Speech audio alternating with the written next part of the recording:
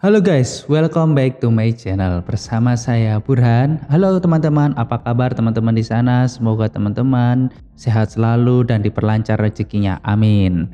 Ya, hari ini podcast bagi teman-teman yang masih bingung dalam memilih jurusan informatika ya, lebih khususnya. Itu di sini aku mau sharing nih pengalaman pribadi aku ketika aku itu berkuliah di salah satu perguruan tinggi swasta favorit di Yogyakarta, khususnya di dunia perkomputeran atau jurusan informatika.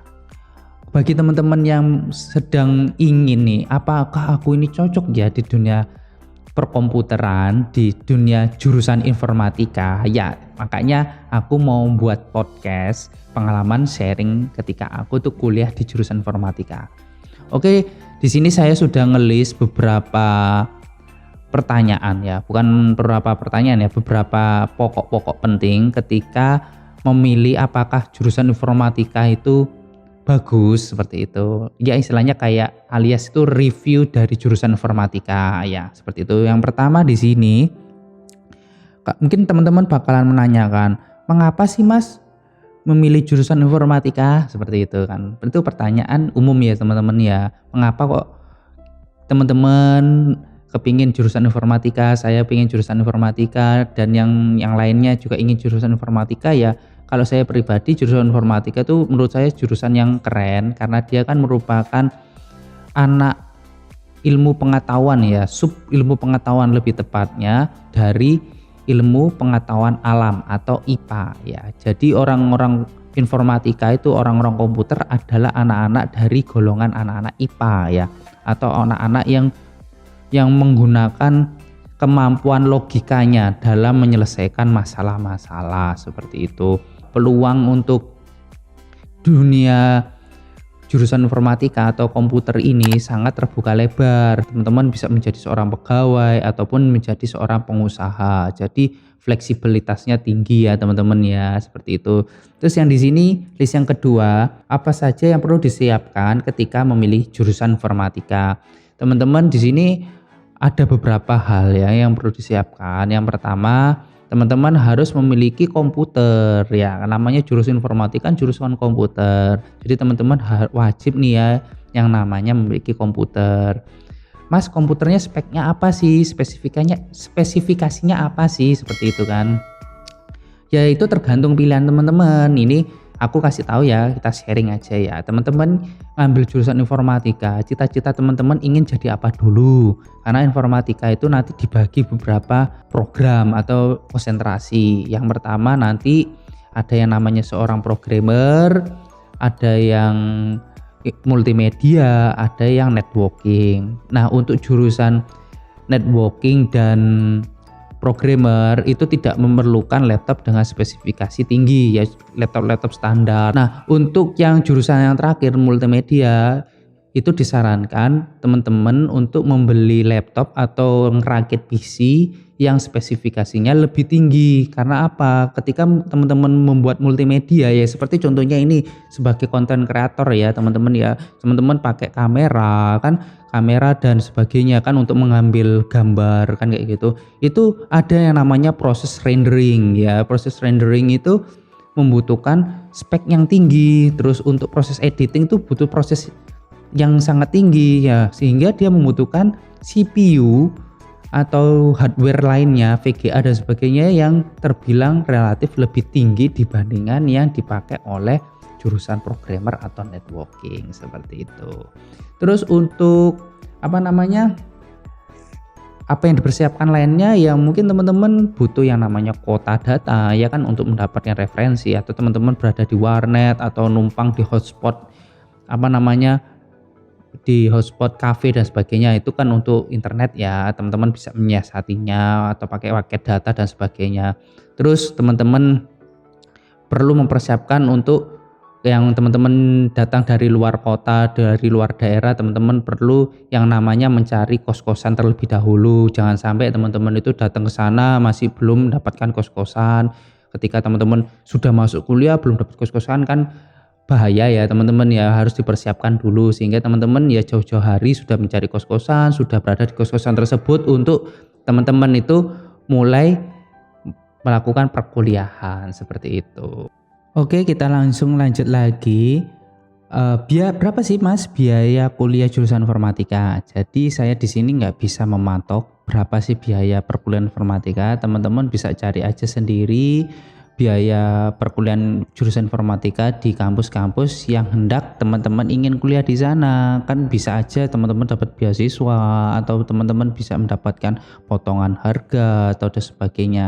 Tapi kalau saya boleh ngasih wawasan, itu dulu saya ketika tahun 2010 ya, ini dalam kutik note ya, tahun 2010 itu saya ada 2 yang namanya biaya perkuliahan. Itu ada SPP tetap itu sebesar 1 juta hingga 1.500.000. Terus ada SPP variabel yaitu 24 SKS, 1 SKS-nya sekitar 60.000, berarti tinggal 60.000 dikali 24 ya, seperti itu ya. Kalau di jumlah-jumlah, kalau seingat saya itu sekitar 2.500.000 hingga 3.500.000 per semester. Terus teman-teman juga harus mempersiapkan yang namanya penginapan. Tadi yang seperti saya jelaskan, teman-teman butuh kos-kosan.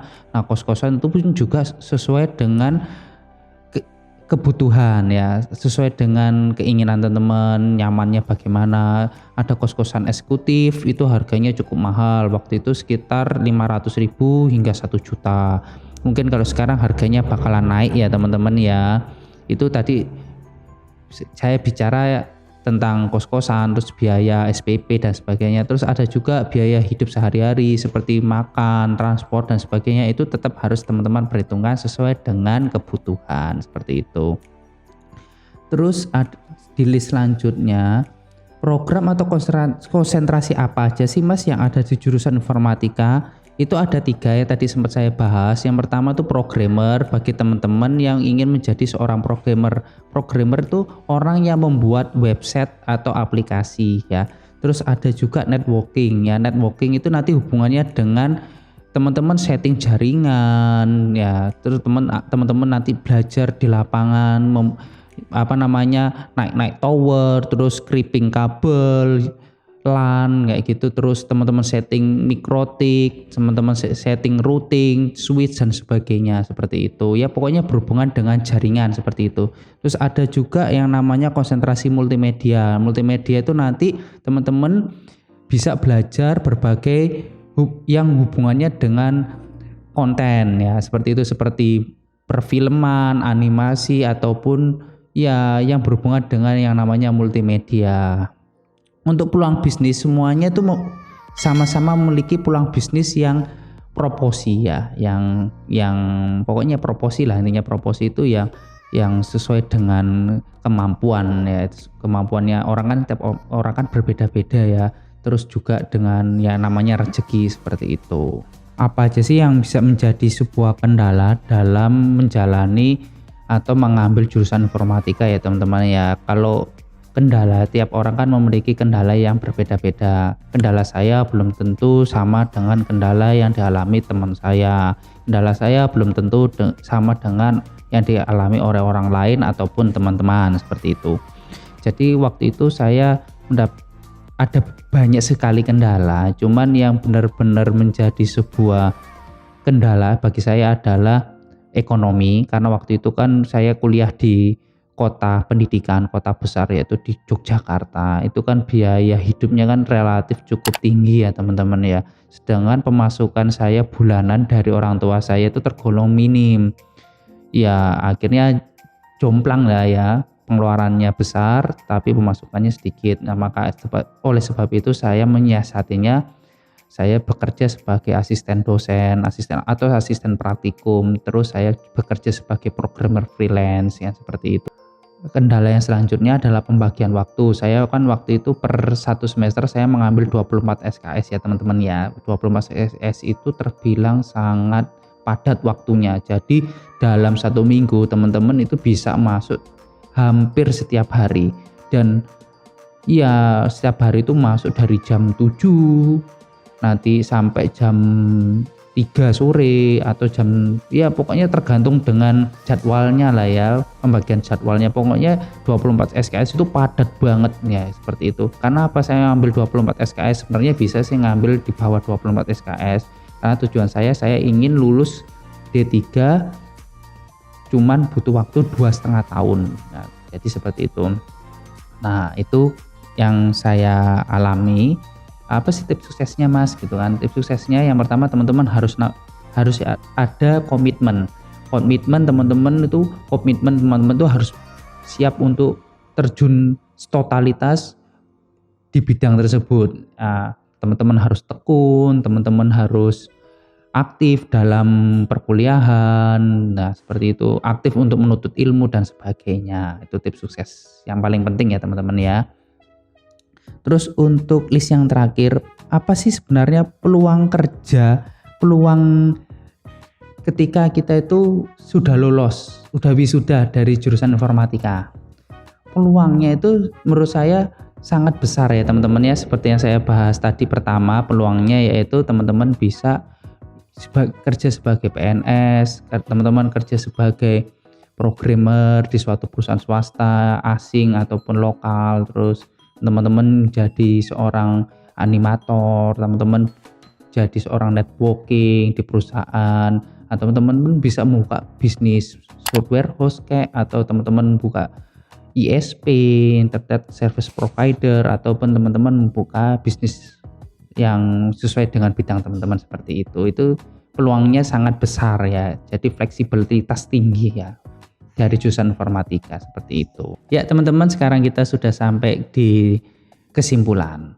Nah, kesimpulannya itu apa sih jurusan informatika itu? Kalau menurut saya jurusan informatika itu worth it banget bagi teman-teman yang memang hobi di dunia komputer, dunia informatika yang berhubungan dengan teknologi. Karena apa? Karena jurusan ini menurut saya asik banget.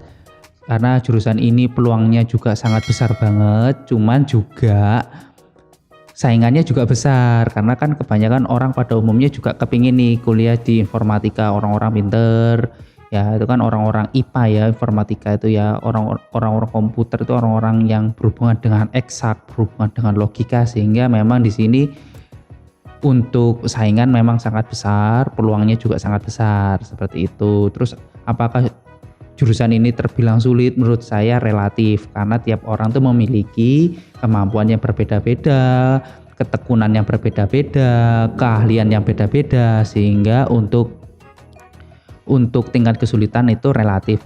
Oke, aku cukupin dulu sekian podcast tentang review jurusan informatika. Sekiranya teman-teman suka, bisa like dan share, dan bantu kami untuk subscribe ya teman, karena subscribe itu gratis. Oke, terima kasih dari saya Burhan, salam, dan nantikan video konten selanjutnya dari channel saya. Terima kasih.